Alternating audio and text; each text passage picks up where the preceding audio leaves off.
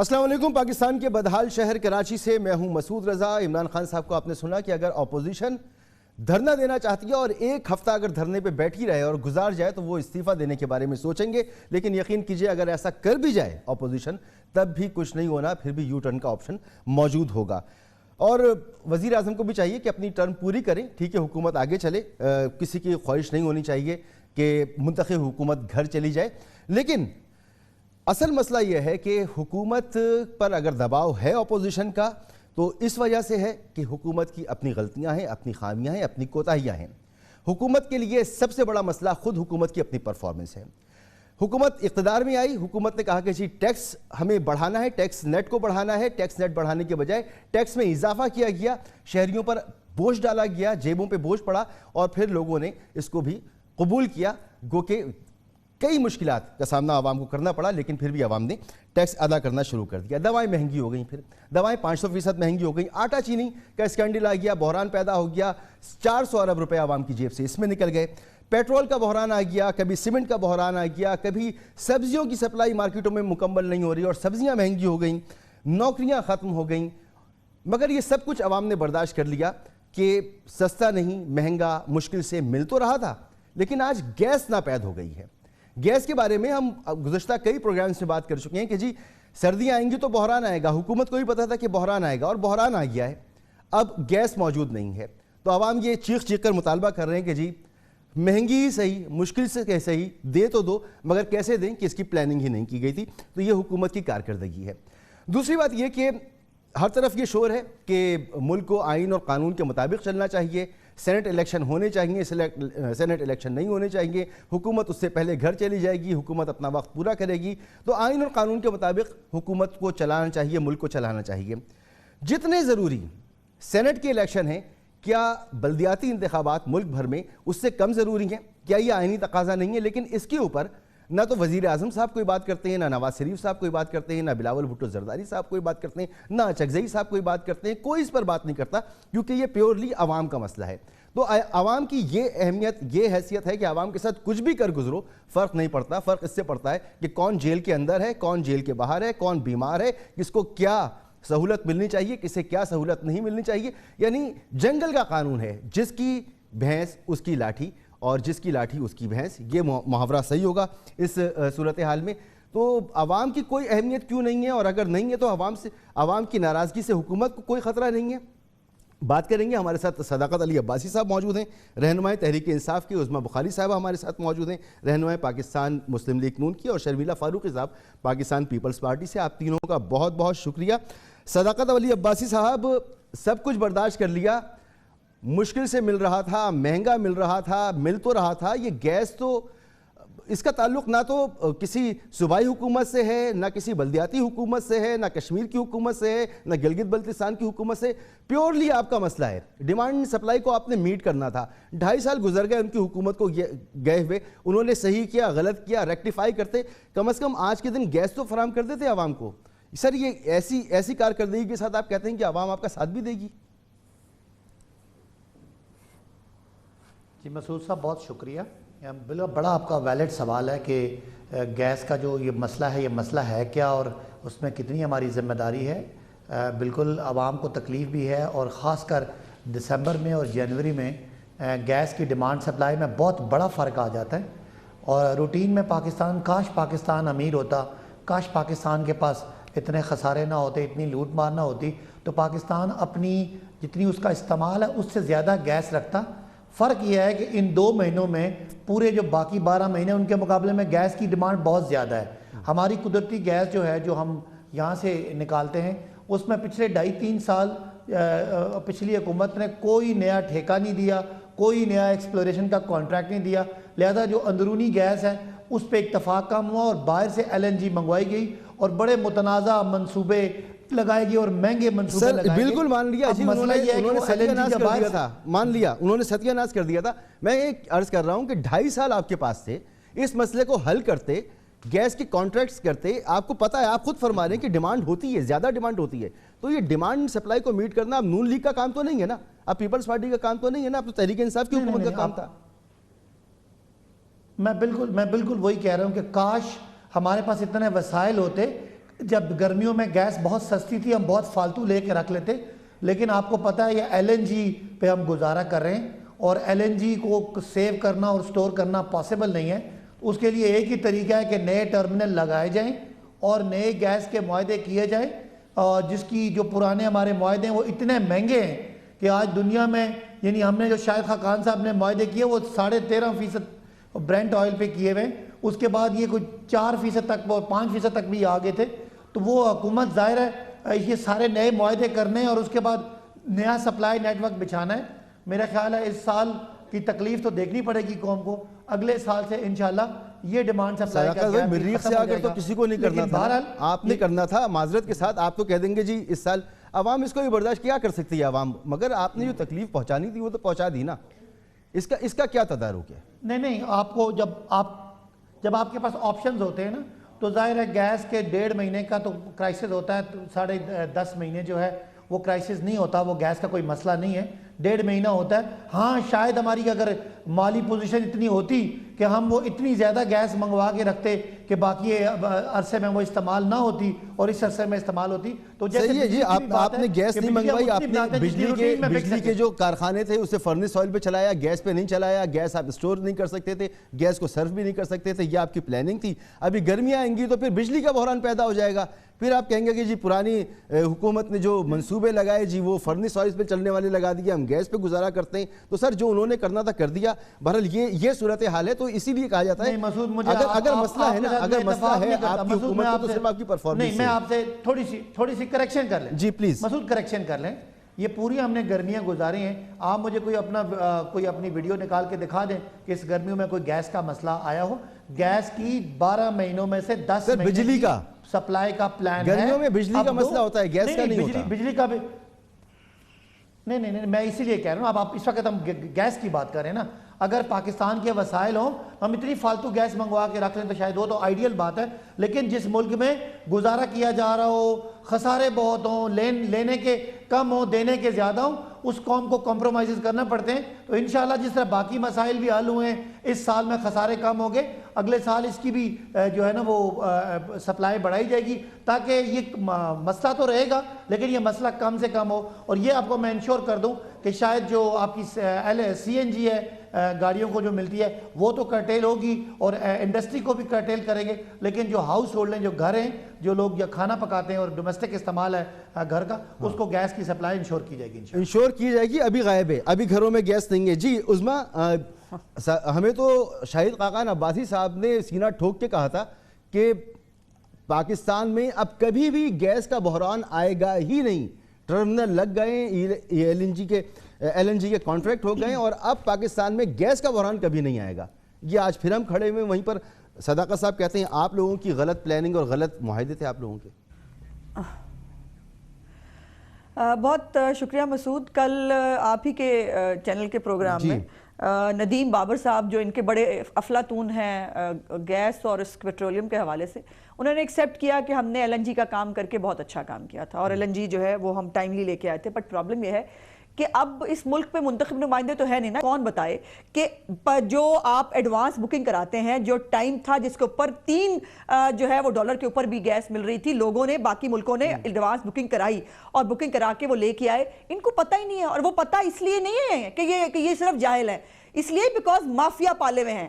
اگر آپ کے جو خود آپ کے دائیں بائیں لوگ بیٹھے ہیں جن کا پیٹرولیم جن کو چارج دیا ہوا ہے آپ نے، ان کے اپنے سٹیکس ہیں، وہ ان کی اپنی جو ہے وہ پیٹرولیم کے اندر ان کے معاملات ہیں، وہ خود اون کرتے ہیں اپنی جو ہے وہ کمپنیز. تو وہ کیوں چاہیں گے کہ آپ کے اب یہ دیکھیں نا جو آپ نے پیٹرول کا وہ جو اربوں روپے کا ٹیکہ 4 دن کے اندر ہمیں لگایا گیا تھا، 30 سے پہلے 26 کو ہی قیمت بڑھا کے، آج تک کسی نے پوچھنے کی کوشش کی؟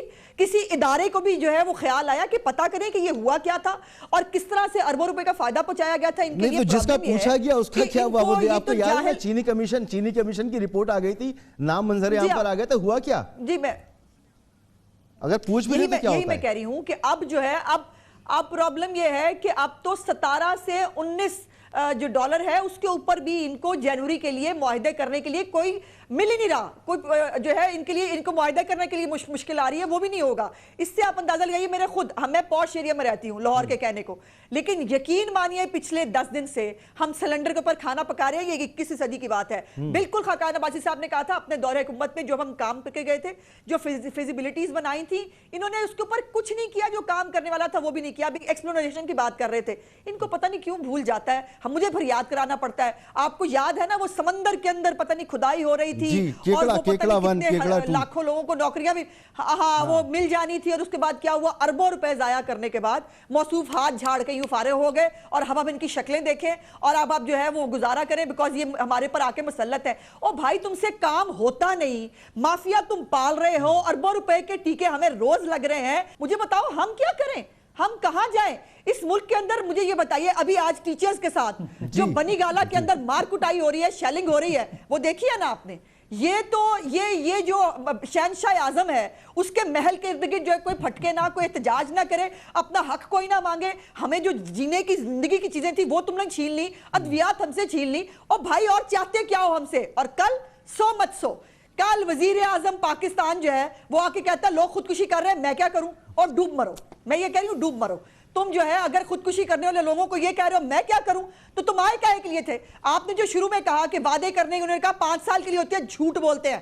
انہوں نے پہلے کہا, آپ کو یاد ہوگا, پہلے انہوں نے 130 دن مانگے, پھر 100 دن مانگے, پھر 6 مہینے کہا, پھر کہا سال کے اندر سب ٹھیک ہوگا. 2.5 سال ہو گئے. کل وزیر اعظم نے کہا 5 سال کے بعد پوچھنا, وزیر اعظم صاحب نے کہا 5 سال کا مینڈیٹ دیا, 5 سال کے بعد نہیں. کیوں 5 سال بعد ہم کتنے زندہ رہیں گے؟ ہم لوگوں میں سے کون زندہ رہے گا؟ مجھے یہ بتائیے. گیس ہمارے پاس نہیں ہے, بجلی جو ہے سرکولر ڈیٹ, مجھے کہہ رہے ہیں مجھے سرکولر ڈیٹ کا اندازہ نہیں تھا وہ کیسے بڑھتا ہے. تو بھائی تم آئے کیا کرنے کے لیے ہو؟ تم نے کوئی کام تمہیں کرنا آتا نہیں ہے, ایک تمہاری شکل دیکھ کے تمہیں بٹھا دیا گیا, تو اب ہم کیا کریں؟ میرے خیال میں اندازہ تو تھا, اور شیڈو کیبنٹ یہ کھلنڈروں کی ٹیم جو ہے, جی وہ سارا پوچھتا ہوں نا میں عباسی صاحب سے کہ پوری تیاری سے آئے تھے, تیاری یہ تھی, یہ سب کچھ نکل کے آ رہا ہے. لیکن آج جو ابھی آپ نے بات کی نا یہ ٹیچرز والے احتجاج کی, پوچھنے کی ہے. جی بتائیں پوچھیں.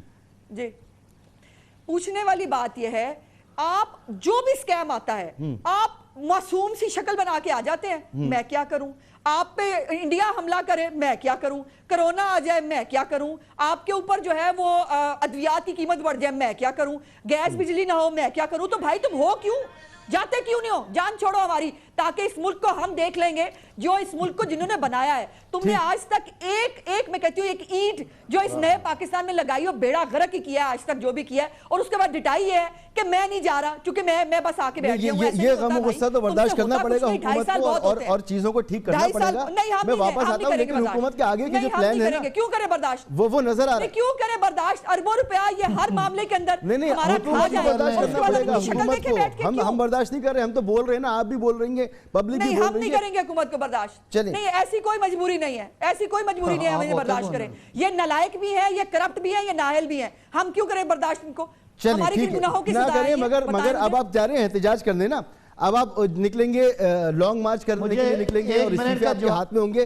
شرمیلا, آج آپ نے دیکھا ٹیچرز کے ساتھ کیا کچھ ہوا, اور شیخ رشید صاحب کہہ چکے ہیں کہ جی آپ نے نکلنا ہے نکلیں, ویسے تو آپ نکل نہیں پائیں گے, نکلیں گے تو قانون جس نے ہاتھ میں لیا پھر اس کے ساتھ جو ہے قانون اپنا راستہ اختیار کرے گا. تو آج جو کچھ بنی گالا میں ہوا ہے اساتذہ کے ساتھ, ایسے ہی رویہ کہیں نہ ہو آپ لوگوں کے احتجاج کے ساتھ بھی. جی شکریہ مسعود رضا صاحب. دیکھیے انفارچونیٹلی عمران خان صاحب کے دور میں یہ ملک ایک پولیس اسٹیٹ بن گیا ہے. یہ ٹیچرز بیچاروں کے ساتھ تو جو سلوک ہوا سو ہوا, آپ کو یاد ہے کہ نومبر کے اندر, اکتوبر نومبر کے اندر جو بیچارہ ایک کسان احتجاج کر رہا تھا لاہور کے اندر, جس کو گولی مار کے اس کو بیچارے کو ہلاک کر دیا. یہ اس ملک میں کوئی اپنے حق کے لیے آواز اٹھائے گا, کوئی اپنے لیے بات کرے گا تو اس کو نہ صرف ڈنڈا پڑے گا, اس کو گولی کھانی پڑے گی. یہ پولیس اسٹیٹ بن گیا ہے. یہ آپ ابھی گیس کی بات کر رہے ہیں, اکتوبر کے اندر نیشنل اسمبلی میں منسٹر آف انرجی صاحب بتا چکے تھے کہ گیس جو ہے وہ اس سردیوں کے اندر بہت ہی کم ہوگی. بات یہ ہے کہ ایس ایس جی سی نے جب ان کو بتا دیا تھا کہ گیس کے ذخائر ڈپلیٹ ہو چکے ہیں, ان کی کیا اسٹریٹجی تھی, کیا پالیسی تھی؟ کیا انہوں نے امپورٹ بڑھائی گیس کی؟ کیا انہوں نے کوئی فلوٹنگ یونٹس امپورٹ کیے؟ مطلب ایک کوئی اسٹریٹجی ہوتی نا, آپ کو پتا تھا کہ demand will exceed the supply, آپ کے ملک میں اتنے ذخائر نہیں ہیں تو پھر کس طریقے سے آپ ڈیمانڈ میٹ کریں گے؟ آپ یہ تو نہیں نا کہ لوگوں کے گھروں کے چولہے بند کر دیں، آپ انڈسٹریز بند کر دیں، آپ ڈسکوز بند کر دیں. بات یہ ہے کہ آپ کو امپورٹ کرنی چاہیے تھی، آپ کو معلوم ہونا چاہیے تھا کہ کیا ڈیمانڈ ہوگی اور آپ کے پاس کتنی سپلائی ہے، اس کے حساب سے آپ کو امپورٹ کرنا چاہیے تھا. آپ فلوٹنگ یونٹس لے کر آئیں، اسٹوریج یونٹس لے کر آئیں. مطلب کوئی اسٹریٹجی ہوتی ہے نا، کوئی پالیسی ہوتی ہے. لیکن جس طریقے سے ان کی کوئی پالیسی نہیں ہے، نہ کوئی خارجہ پالیسی ہے، نہ کوئی معاشی پالیسی ہے، دے ناٹ انٹرسٹڈ. دوسری چیز یہ کہ یہ اتنے نااہل، اتنے انکمپٹنٹ لوگ ہیں کہ ان کو پتہ ہی نہیں ہے کہ کیا کرنا ہے. اب عمران خان صاحب کا کل میں انٹرویو دیکھ رہی تھی تو وہ کہتے ہیں جی 5 سال بعد پوچھیں، 5 سال کا بعد پوچھیں کہ کیا کرنا ہے. جب ہم یہ باتیں کرتے ہیں تو ہم سے پھر 5 سال بعد پوچھیں. یہ جب کنٹینر پہ کھڑے ہو کے جب وعدے کرتے تھے اور جب باتیں کرتے تھے تو کہتے تھے 90 دن میں کرپشن ختم ہو جائے گی، 20 دن کے اندر فلاں ہو جائے گا، 3 مہینے میں یہ ہو جائے گا، 2 مہینے میں وہ ہو جائے گا. آج ملک کے اندر ایک بحران کے اوپر دوسرا بحران ہے. چینی کا بحران، آٹے کا بحران، بجلی کا بحران، گیس کا بحران، ادویات کا بحران، نوکریوں کا بحران. آپ نے نوکریوں سے لوگوں کو نکال دیا.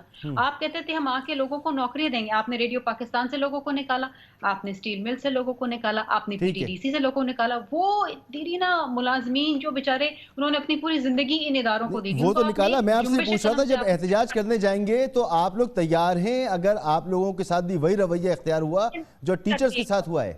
گولی ڈنڈوں سے نہیں ڈرتے، ہم گراس روٹ لیول کے کارکنان ہیں، ہم گولی ڈنڈوں سے نہیں لڑتے.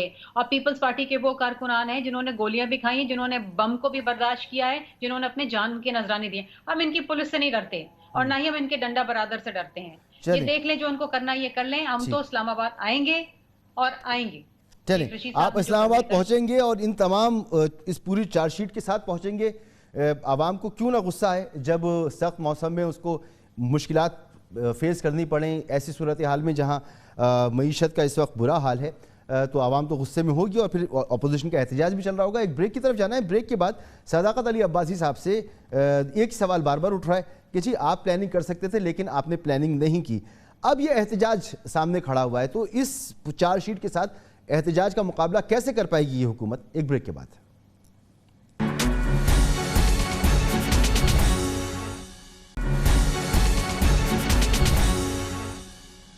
پروگرام میں آپ کو ایک بار پھر خوش آمدید. صداقت علی عباسی صاحب، یہ تو میں آپ سے پوچھوں گا ہی کہ آپ اس پرفارمنس کے ساتھ عوامی احتجاج کا مقابلہ کیسے کریں گے، لیکن مجھے یہ بتائیں کہ آپ نے ابھی کچھ دن پہلے اعلان کیا کہ ہم سینٹ کے الیکشن 1 مہینہ پہلے کرا دیں گے. ٹھیک ہے، آپ کرا سکتے ہیں تو کرا لیجئے، اور اعلان آپ نے کیا، الیکشن کمیشن نے نہیں کیا. لہٰذا میں آپ سے یہ سوال کر رہا ہوں کہ آئینی تقاضا ہے سینٹ کا الیکشن ہونا، تو سر یہ بلدیاتی حکومتوں میں اس کے الیکشن میں کیا قباحت ہے؟ پورے ملک میں اس وقت بلدیاتی حکومتیں موجود نہیں ہیں. عوام جو ہیں وہ بابو لوگوں کے پیچھے لگے ہوئے جو سننے کو تیار نہیں ہے، عوامی نمائندے موجود نہیں ہیں، ان کے کام نہیں ہو رہے. یہ بہت بڑی مشکل ہے عوام کے لیے، لیکن اس کی طرف آپ کی کوئی توجہ نہیں ہے. یہ آئینی تقاضا نہیں ہے؟ یہاں آئین کی وائلیشن نہیں ہو رہی ہے؟ جی مسعود، پہلے تو ایک بات ہوئی کل شاہد خاقان عباسی صاحب اور ندیم بابر صاحب کے آپ کے دنیا نیوز کے شو کے حوالے سے جی، تو جو شاہد خاقان عباسی صاحب کا حال تھا، لوگوں کو وہ بی بی سی والا انٹرویو یاد آ گیا جو اسحاق ڈار جو یہاں کا مفرور ہمارے وزیر خارجہ ہے ان کا تھا. میرا خیال ہے کہ ایل این جی پہ قوم کو پتہ چل گیا کہ کسے دیکھ کر یاد آیا خاقان عباسی کو، یا اور وہ تو کس کو دیکھ کر یاد آیا؟ شاہد خاقان عباسی کا جو حال تھا بالکل وہی اسحاق ڈار والا حال تھا.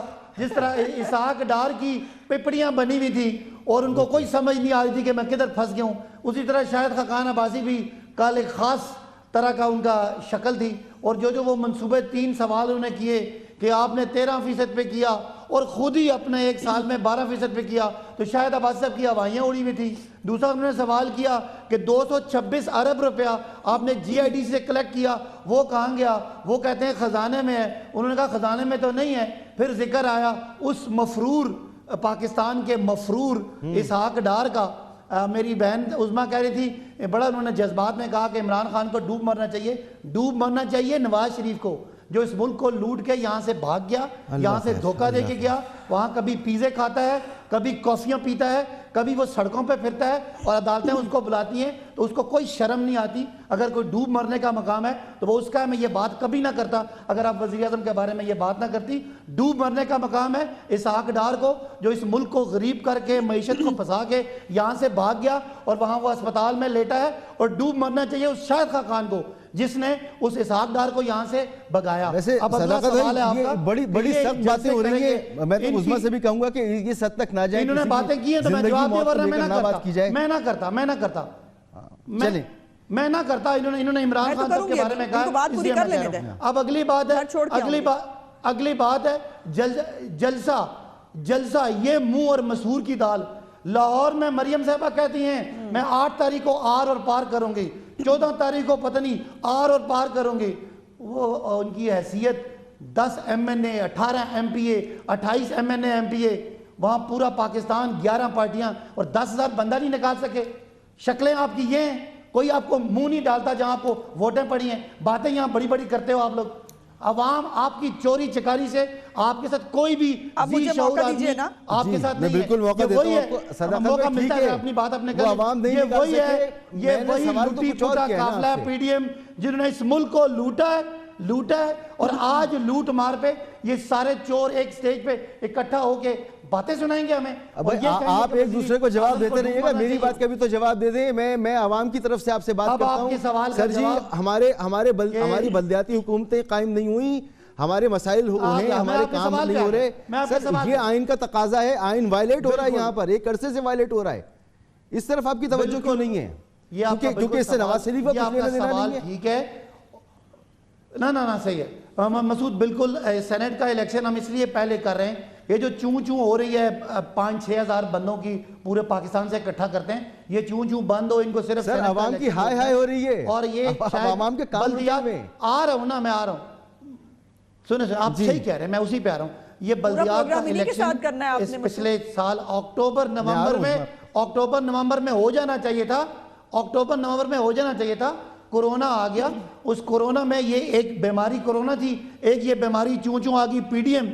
ان دونوں کو ڈیل کر کے انشاءاللہ یہ ہم الیکشن کرائیں گے. اس میں جا کے فیبروری میں کرائیں گے سینٹ کا، اور اس کے بعد انشاءاللہ بلدیات الیکشن ہوگی. میں آپ سے متفق ہوں کہ عوام کو بلدیاتی الیکشن فوری کرا کے چلیں. اب آپ اس میں متفق بھی. عظمیٰ آپ کے پاس بھی آتا ہوں ایک جملہ کہتے ہوئے کہ کیونکہ کرونا ہے اس لیے حکومت کی بلدیاتی الیکشن کی ایکٹیویٹی نہیں کروا رہی. لیکن آپ کو یاد ہوگا کہ ابھی گلگت بلتستان کے الیکشن میں یہی حکومت تھی جو جلسے کر رہی تھی، یہی اپوزیشن تھی جو جلسے کر رہی تھی، بھرپور طریقے سے کیمپیننگ ہو رہی تھی اور الیکشن ہوا، بھرپور الیکشن ہوا گلگت بلتستان کا.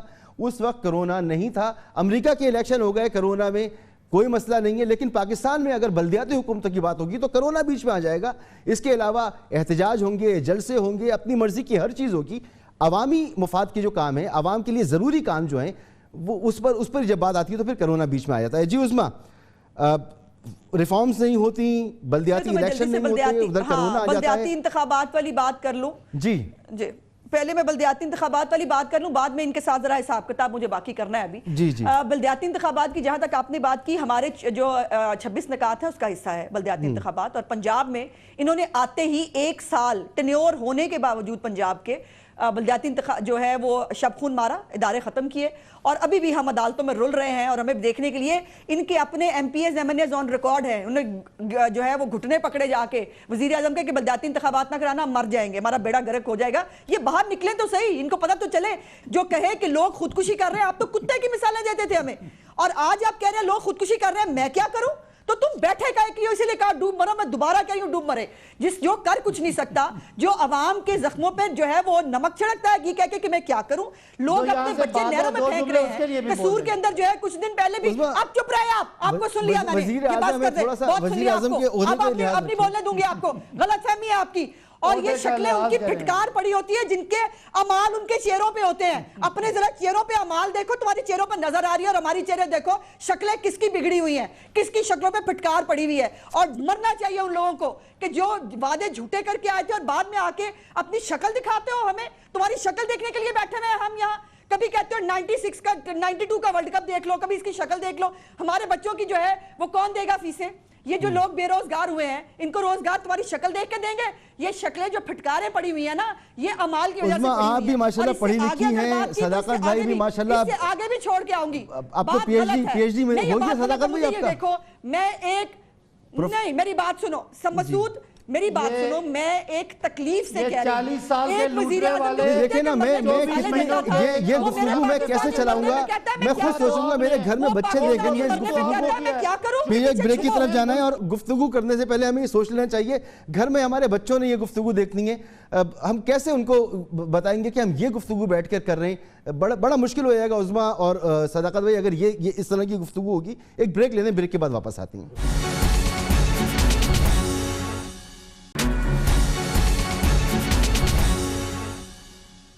پروگرام میں آپ کو ایک بار پھر خوش آمدید. بریک سے پہلے میں نے سوال اٹھایا تھا کہ بلدیاتی الیکشن بھی بہت امپورٹنٹ ہے, آئین کا تقاضا ہے, اس کی وائلیشن ہو رہی ہے. سندھ میں ابھی 104 دن مکمل نہیں ہوئے مگر تیاری شروع ہو جانی چاہیے تھی. لیکن سندھ میں ایک اور اہم مسئلہ یہ ہے کہ 24ویں ترمیم میں ہم یہ وعدہ کر چکے ہیں کہ اب جو بھی الیکشن ہوگا وہ 2017 کے سینسس کے مطابق ہوگا, اور 2017 کا سینسس ابھی تک نوٹیفائی نہیں ہوا.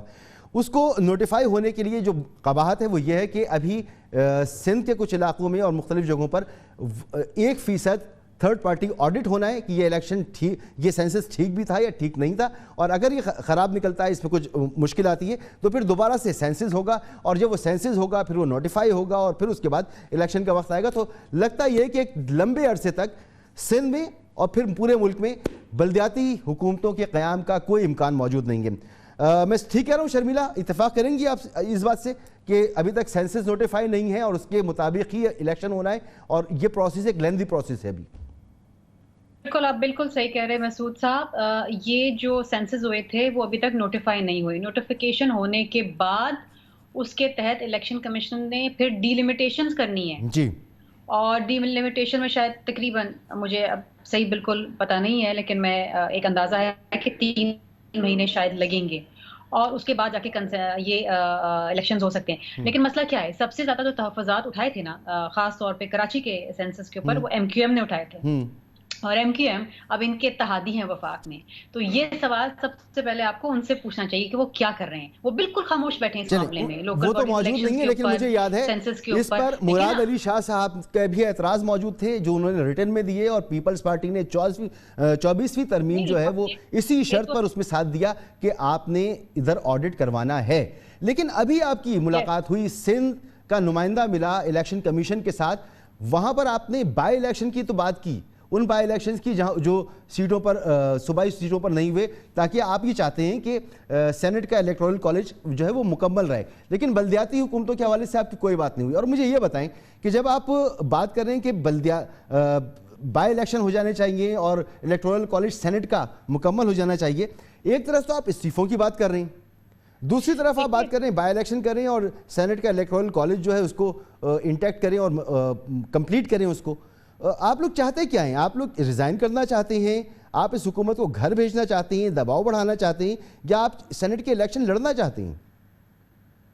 اس حکومت کو گھر بھیجنے پہ تو دو رائے ہے ہی نہیں. یہ تو ایک طے شدہ بات ہے کہ یہ ہمارا مقصد ہے, کیونکہ ابھی آپ نے حال دیکھا, شروعات ہی آپ نے کی کہ گیس کے لیے لوگ تڑپ رہے ہیں.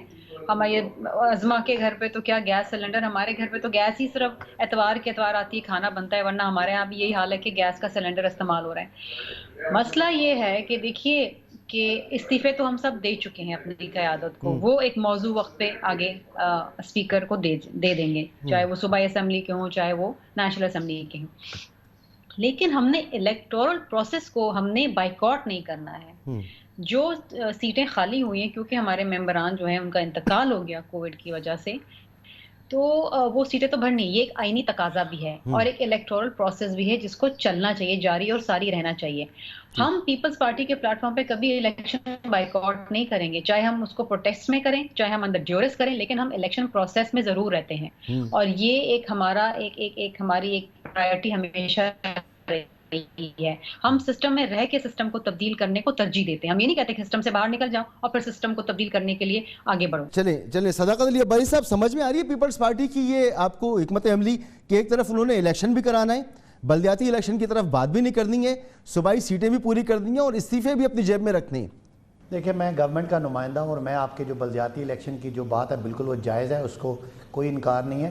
اور پچھلی بات میری آدھی رہ گئی تھی کہ ہم نے پروٹیسٹ کو ہینڈل کیا تو کہیں پروٹیسٹ ہوئی تو کسی پہ کوئی لاٹھیاں چلیں.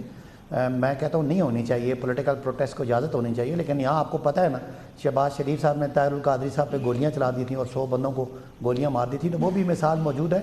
تو میں سمجھتا ہوں کہ کبھی بھی ایسی مثال نہ ہو۔ لاہور میں جلسہ ہوا، کسی کے سامنے نہ ہم نے کنٹینر رکھا، نہ کسی کو کوئی ٹیئر گیسنگ کی، نہ کوئی معاملہ ہوا، حالانکہ ہم سخت قسم کا کرونا ایس او پیز پہ فالو کروانا چاہتے ہیں۔ بڑا ان کو ریکویسٹ کیا کہ آپ نہ گندے ہوں، نہ پبلک کے سامنے آپ کو ایکسپوز کریں، لیکن انہوں نے بیماری کو بھی پھیلایا اور بعد میں اپنی وہ جو چھوٹی موٹی تحریک تھی اس کو بھی انہوں نے فارغ کیا۔ تو اب جو جنرل بات ہے وہ یہ کہ ہمیں اس جو یہ پروسیس ہے پیپلز پارٹی کا، یہ بالکل اس میں رہے گی۔ سب سمجھتے ہیں کہ انہوں نے کوئی استعفے نہیں دینے۔ مسلم لیگ نون کو کوشش ہے کہ یہ ان کی آدھی پارٹی جو ہے وہ استعفے شاید دینا چاہتی ہے، لیکن شہباز شریف صاحب سمجھدار ہیں، مریم صاحبہ کو کوئی تجربہ نہیں ہے، وہ نئی آئی ہیں اور ان کو لیڈرشپ چاہیے، اور انہوں نے اپنی پارٹی کا خود ہی یعنی لاہور ان کا بیسیکلی مرکز ہے جہاں ان کی سب سے زیادہ اسٹرینتھ تھی، اور MNAs MPs بھی تھے، اور ان کی یعنی پارلیمانی اکثریت بھی تھی اور عددی اکثریت بھی تھی۔ وہاں ان کا کیا حال ہو گیا؟ جو بیانیہ ہے، جس طرح کی یہ باتیں کرتے ہیں وزیر اعظم کے بارے میں، جو ان کو تلخی ہے، جو ان کو عمران خان صاحب کے بارے میں بغض ہے، ظاہر ہے پبلک دیکھ رہی ہے کہ 40 سال حکمرانی کرنے والے جس کی 2.5 سال کی حکمرانی ہے، سارا ملبہ اس پہ پھینکنا چاہتے ہیں، تو لوگوں کو اس پہ نفرت ہے، اور میں سمجھتا ہوں کہ ان کا ووٹ بینک چلیں آپ کا پوائنٹ آ گیا، میں آگے بڑھتا ہوں کیونکہ وقت کم ہے، جلدی آگے بڑھنا پڑے گا مجھے۔ پیپلز پارٹی کی حکمت عملی سے آپ سمجھ پا رہے ہیں کہ پیپلز پارٹی واقعی آپ کے ساتھ جڑی رہے گی آخر وقت تک؟ پیپلز پارٹی تو الیکشن میں جانے کی بات کر رہی ہے، الیکٹورل کالج سیو کرنے بچانے کی بات کر رہی ہے، جسے آپ توڑنا چاہتے ہیں۔ جی مجھے کوئی اس کے اوپر بالکل کوئی شک و شبہ نہیں ہے کہ پیپلز پارٹی ہمارے ساتھ ہے، اور وقت آنے پر آپ دیکھ لیں گے۔ یہ تو یہ بھی کہتے تھے کہ جو نہیں بنے گا، کوئی اتحاد نہیں بنے گا، پھر اے پی سی نہیں ہوگی، پھر یہ کوئی فیصلہ نہیں کریں گے، وہ سب کچھ ہوا نا۔ ابھی یہ جو ان کی چیخ و پکار ہے لاہور جلسے کی، اس سے آپ اندازہ لگائیے، اور یہ سینٹ کا الیکشن جو ہے یہ جلدی کرانے کے لیے مطلب اس سے زیادہ بھی کوئی خوف جو ہے اس سے زیادہ کوئی بتانے کی ضرورت ہے کہ یہ سینٹ کا الیکشن جلدی کیوں کرانا چاہتے ہیں؟ باقی سارا ملک جو ہے وہ سٹینڈ سٹل پہ جو ہے وہ ہم کچھ نہ کریں، سیاست نہ کریں، پورا ملک چل رہا ہے، لیکن جو ہے وہ الیکشن ہمیں پہلے کرا لینی ہے سینٹ کے، چونکہ ہم خوف زدہ ہیں، کبھی اداروں کے پیچھے چھپتے ہیں، کبھی کرونا کے پیچھے چھپتے ہیں، اور واقعی لوگوں کو نفرت اس آدمی سے ہے جس نے ان کا روزگار چھین لیا، لوگوں کو نفرت اس آدمی سے ہے جس نے ان کی دوائی چھین لی، لوگوں کو نفرت اس آدمی سے ہے جس نے فری ادویات جو اسپتال میں ملتی تھی وہ بند کر دی، اور اب اسٹریچر اور جو آپ کی وہ ہے ویل چیئر اس کے اوپر 20 روپے کرایہ دینا پڑے گا۔ لوگوں کو نفرت اس آدمی سے ہے جس کے ہوتے ہوئے گیس سلنڈر نہ ملنے سے، آکسیجن سلنڈر نہ ملنے سے 8 لوگ خیبر پختونخوا کے مثالی صوبے کے اندر مر جاتے ہیں۔ لوگوں کو نفرت ہے اس آدمی سے جس نے اس ملک کے حالات کو یہ کر دیا کہ 2.5 سال میں ادرک کیا ہوتی ہے؟ آپ کو کبھی اندازہ تھا کہ ادرک کیا ہوتی ہے؟ ادرک 1100 روپے کلو مل رہی ہے۔ لوگوں کو نفرت ہے اس آدمی سے جس نے تو اب اس نفرت کو کیپٹلائز کرانے کا وقت ہے، خیرات کھائی، اور آج یہ حالت ہے کہ مافیا سے ذرا ہمیں نوچ کے کھا رہا ہے۔ جی شرمیلا، یہ اگر نفرت ہے عوام کی تو اس کو کیپٹلائز کرانے کا وقت ہے۔ کتنی پرعزم ہے آپ کے؟ آپ لوگ نکلیں گے اور جائیں گے وہاں پر، اور عمران خان صاحب نے جیسا کہا ہے کہ اگر ایک ہفتہ بھی آپ لوگ بیٹھ گئے دھرنا دے کر تو وہ سوچنے لگیں گے کہ انہیں استعفیٰ دے دینا چاہیے، تو ایک ہفتہ تو آپ پورا کر لیں گے نا؟ مسعود رضا صاحب، ہم وہ جماعت سے تعلق رکھتے ہیں جن کے قائدین اور ان کے جالوں نے اپنی جان کا نذرانہ دیا ہے۔ آپ کو پتہ ہے 18 اکتوبر کو جب بی بی کے کارواں پہ بم پھٹا تھا تو جالے دور نہیں بھاگے، جالے ٹرک کے نزدیک بھاگے بی بی کو بچانے کے لیے، اور 250 ہمارے کارکنان جو ہیں وہ شہید ہوئے۔ تو ہم وہ لوگ ہیں جو ہم نہ بم دھماکے سے ڈرتے ہیں، نہ ہم لاٹھی ڈنڈے سے، نہ جیلوں سے ڈرتے ہیں۔ تو یہ ایک ہفتہ تو بھول جائے، اگر 1 مہینہ بھی بیٹھنا پڑا تو ہم بیٹھیں گے ضرور۔ ٹھیک ہے شرمیلا، آپ جیسے کہہ رہی ہیں کہ بیٹھ جائیں گے، اگر ایک ہفتہ آپ وہاں پہ بیٹھ گئے تو پھر وزیر اعظم نے کہا ہے کہ وہ استعفیٰ دینے کے لیے سوچنے لگیں گے، تو اب آپ کی ہمت پر ہے، آپ کے ساتھیوں کی ہمت پر ہے کہ کتنا آپ لوگ وقت گزارتے ہیں۔ بریک کی طرف میں جانا ہے، بریک کے بعد گفتگو کو یہیں سے آگے بڑھاتے ہیں۔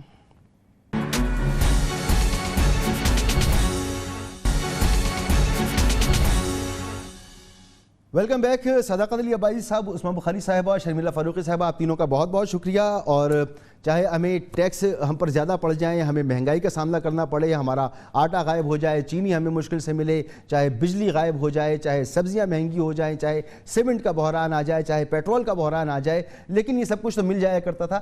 گیس تو بالکل ناپید ہو گئی ہے، لوگ پیسے بھی دیں تو انہیں گیس نہیں مل سکتی کیونکہ اس کی پلاننگ نہیں کی گئی۔ یہ تمام پلاننگ کی چیزیں ہیں جس کا تعلق हर सूरत में मरकज़ी हुकूमत से उसकी परफॉर्मेंस से उसे अपनी परफॉर्मेंस को बेहतर बनाना होगा।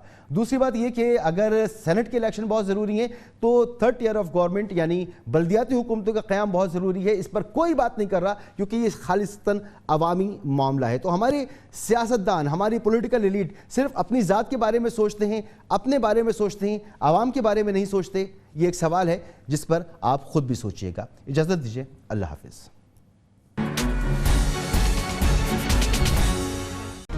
Hi, it's Sayyeda Shanaz here. Thank you for watching Dunya News. For more videos and updates, don't forget to click the subscribe button.